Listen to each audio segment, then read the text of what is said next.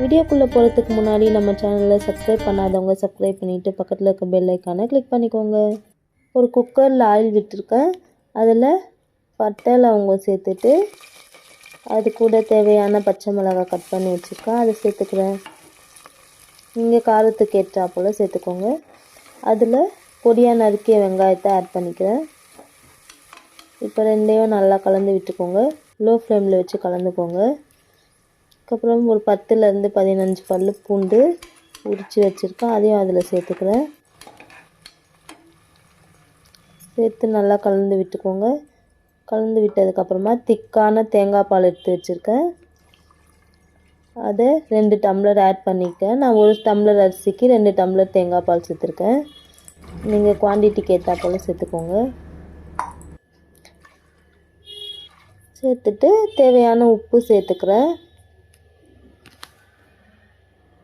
உப்பு சேர்த்து கொதி வர டைமில் பாஸ்மதி ரைஸ் ஊற வச்சுருக்கேன், அதையும் அதில் சேர்த்துக்கிறேன். சேர்த்து ஹை ஃப்ளேமில் வச்சு 3 விசில் விட்டிங்களா சூப்பரான தேங்காய் பால் சாதம் ரெடி ஆகிடுச்சு.